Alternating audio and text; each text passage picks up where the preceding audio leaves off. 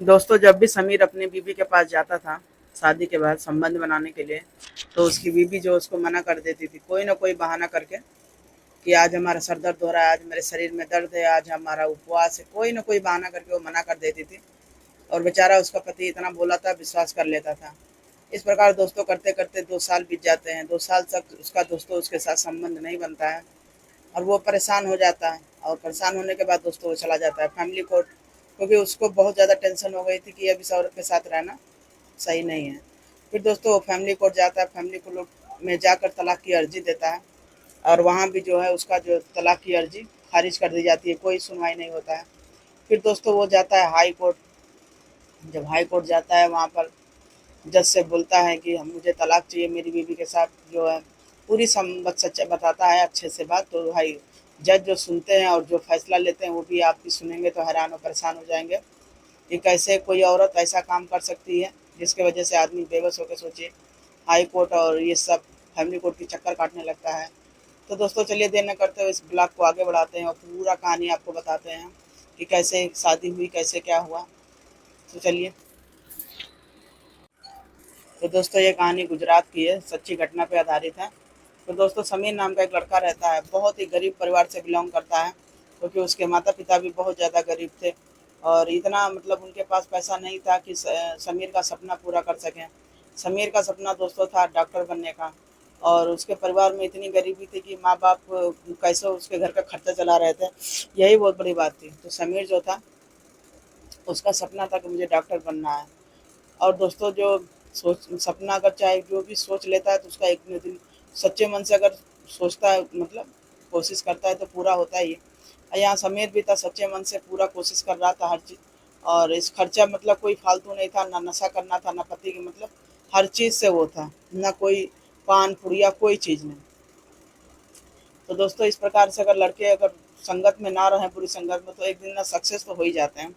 तो यहाँ पर जो समीर था वो बहुत अच्छा इंसान था, लड़का भी था। और इस प्रकार दोस्तों करते करते उसकी 24 से 25 साल उम्र हो गई थी। और एक एक दिन उसका जो है वैकेंसी निकलती है डॉक्टर की और वो पढ़ाई एग्ज़ाम देता है और सिलेक्शन मतलब उसमें पास हो जाता है। और इस प्रकार दोस्तों वो आयुर्वेदिक डॉक्टर बन जाता है। और जब डॉक्टर बन जाता है तो उसके जो माँ बाप बहुत खुश हो जाते हैं कि हम लोग चलो इतने गरीबी में थे और हमारा बेटा कैसे सक्सेस होकर हमारा डॉक्टर बन गया। अब दोस्तों जानते ही हैं डॉक्टर जब बन जाने पर उनकी सैलरी अच्छी खासी हो ही जाती है। और इधर समीर जो था हर चीज़ से मतलब वही है कि जैसे कि हर चीज़ से परेशान था, कोई चीज़ उसको मिली नहीं, हर चीज़ से वंचित था। तो उसको कोई चीज़ खाने की भी होती थी वो भी सोचना पड़ता था, उसके घर वाले को भी सोचना पड़ता था।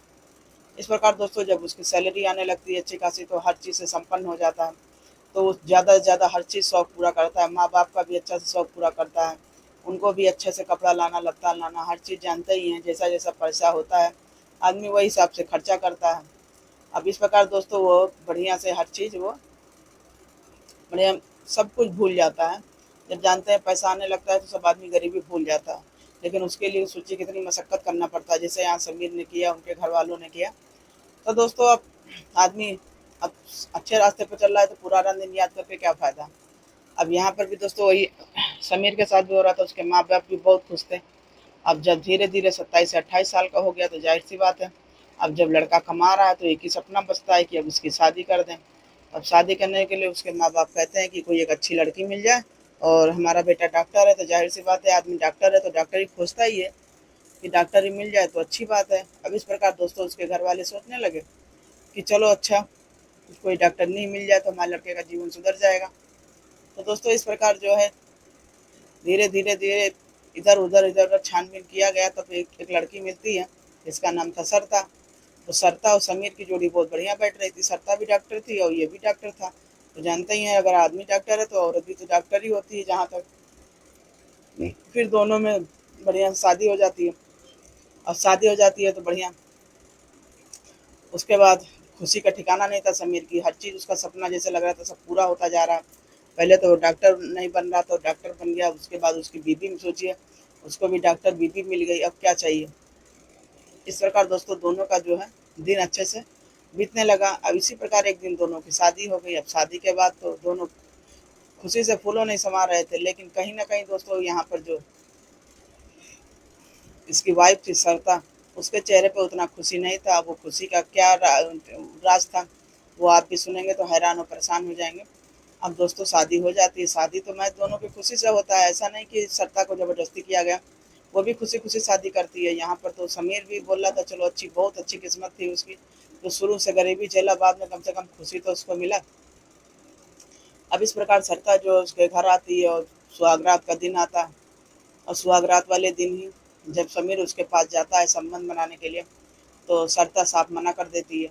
और सरता बोलती है ऐसा है, आज हम बहुत थके हुए हैं, और रही बात आज हमारा जो है उपवास है, आज मैं व्रत हूँ, भगवान का मतलब लीन है, आज तुम हमारे कुछ करना नहीं है। अब समीर इतना भोला रहता है, वो बोलता है कि जैसे ठीक है, ऐसा तो है नहीं, दिन भगा गया है, फिर हो जाएगा, कोई बात नहीं है।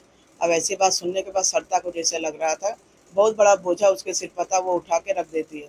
इस प्रकार दोस्तों जो समीर रहता है वो बहुत भोला रहता है, वो कुछ बोलता नहीं है, वो चुपचाप फिर सो जाता है, और उसकी अपनी वाइफ से भी बोलता है ऐसा है तुम भी सो जाओ।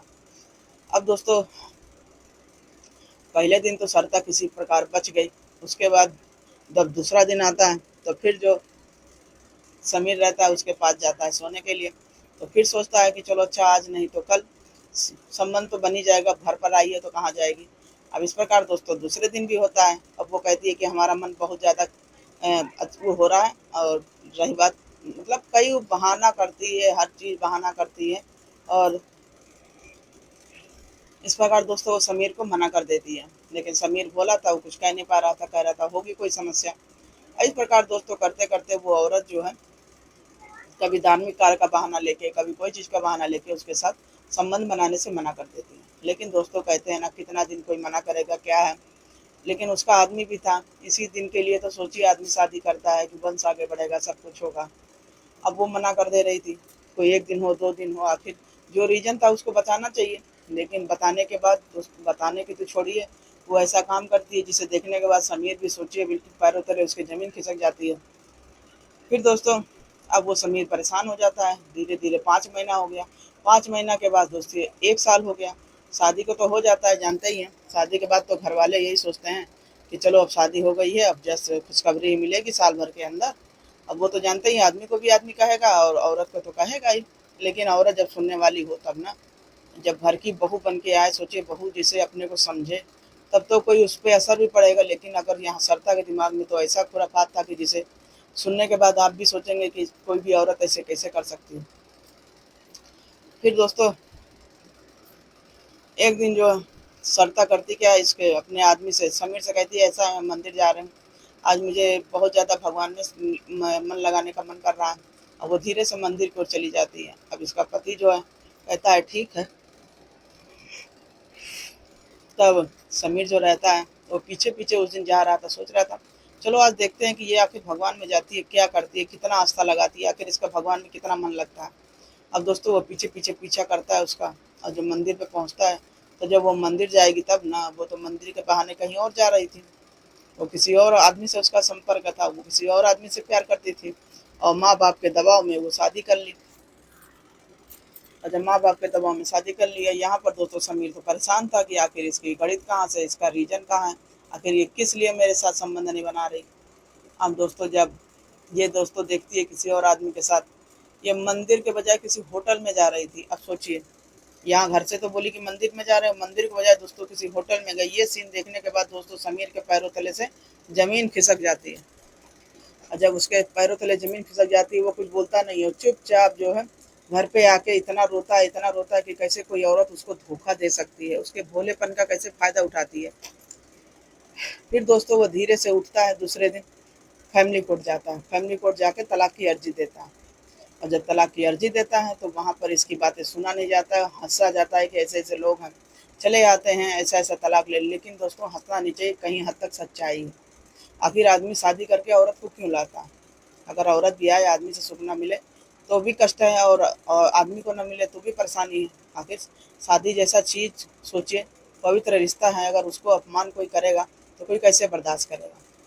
तब दोस्तों वैसे भी फिर ये चुपचाप चला आता है, वहाँ पे कोई सुनवाई नहीं होती है। फिर इसका दिमाग कहता है ये गुजरात के हाई कोर्ट जाता है। फिर जब हाई कोर्ट जाता है तो वहाँ पर जो है जज साहब रहते हैं, कहते हैं सब इंसान एक जैसे नहीं होते हैं, तो वहाँ पर जो जज साहब रहते हैं वो पर पूरी बात इसकी बैठ के बेकायदा सुनते हैं, सब कुछ सुनते हैं। उसके बाद वो डिसीजन लेते हैं कि ऐसा है, तुम एक सेकंड ना लगाओ, उस औरत को तलाक दे दो। अब दोस्तों वो जब आता है धीरे धीरे अपने घर खुशी की मतलब बहुत ज़्यादा खुश था, बहुत ज़्यादा खुश था। और दूसरे दिन क्या हुआ, जब सोने गया तो उसकी औरत कह रही है आज ये कुछ बोल नहीं रहा संबंध बनाने के लिए, आखिर ऐसा क्या हुआ। चलो अच्छी बात है, समझदार हो गया, कोई टेंशन ना है। लेकिन वो औरत ये नहीं जान रही थी कि एक चेहरा के अलावा दो चेहरा लगा के चल रही, तो कैसे उसके जीवन में कैसे आंधी तूफान आने वाला है। तो दोस्तों दूसरे दिन होता क्या है, वो चुपचाप उठता है, वो कागज उठा के अपनी औरत को दिखा देता है, कहता है ऐसा है सरिता, ये लो तलाक की अर्जी। अब ये सुनने के बाद वो बिल्कुल उसके पैरों तले से जमीन खिसक जाती है कि कैसे कोई औरत आदमी जो है इतना बड़ा मतलब डिसीजन ले लिया। अब इतनी बात सुनने के बाद सरिता को तो कोई समझ लीजिए कोई बात ही नहीं थी। उसको अब सोचिए अपनी खुशी भी मिल गई थी तो खुशी नहीं थी, क्योंकि उसका तो वो आज़ाद हो गई थी। अब वो चाहे एक आदमी से संबंध बनाए चाहे चार से बनाए, जब कहते हैं अपना भरा पूरा परिवार छोड़ दी खुशी, तो कहने का मतलब तुम जाओ, अब जब तुम तो आज़ाद हो। फिर दोस्तों वो औरत चुपचाप वहाँ से घर से अपना सामान पैक करती है और चली जाती है। अब दोस्तों अब उस खुशी खुशी उसको जाना चाहिए ना, तो लेकिन दोस्तों वो खुशी कहाँ थी। खुशी तो उसकी असली समीर जैसे पति में थी। लेकिन वो 2 साल रह के उसकी कदर नहीं की। तो दोस्तों वो जो समीर ने किया, तो कमेंट में बताइएगा समीर जैसे इंसान ने ये कदम उठाया तलाक का, अच्छा किया कि गड़बड़ किया। इस औरत के साथ बताइए 2 साल रह गया, बहुत बड़ी बात है। यहाँ तो आदमी 6 महीना साल भर रहना बहुत बड़ी बात है, कोई मतलब बर्दाश्त नहीं कर पाता है। और इसी बेचारा तो 2 साल झेला, बहुत बड़ी बात है। तो दोस्तों इस प्रकार ये छोटा सा ब्लॉग आपको सुनाने का मकसद, जैसे कि समीर की तो फिर म- समीर की जो लाइफ थी, तो फिर ये डॉक्टर था, इसको एक क्या 1000 मिल जाती। फिर दोस्तों इसी प्रकार कुछ दिन रुकने के बाद ये दूसरी शादी कर लेता। तो कहते हैं इसकी ना पांचों उंगली बराबर नहीं होती है। तो दूसरी वाली औरत जैसा ये चाह रहा था वैसी औरत मिल गई, घर द्वार इसका अच्छा से देखने लगी, इसको समझने लगी, इसको पूरा प्यार देने लगी। अब ये सीन देखने के बाद वो औरत का क्या हुआ, वो औरत तो जहाँ की तहाँ रह गई। कहने का मतलब है कि वो तो जिससे प्यार करती थी उसके पास चली गई, वो आज भी खुश नहीं है, वैसे ही है। तो कहने का मतलब दूध को ढोल सुहावन होते हैं। इसी सब बातों में औरतें फंस जाती हैं और अपना घर संसार बिगाड़ लेती हैं, जैसे यहाँ पर सरिता ने किया।